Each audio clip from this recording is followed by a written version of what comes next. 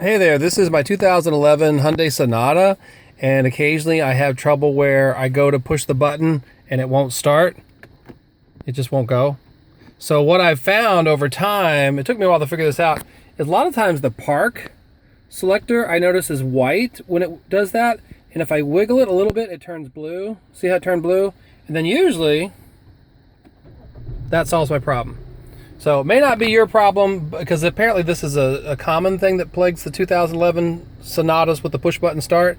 But I have found, since I've figured that out, that about almost every time I look down and I see that little park indicator is, I don't know if you can see on the camera, but usually it's white when it won't start. And if I just jiggle this a little bit and it turns blue, and then I can use the push button to start it and it works just fine.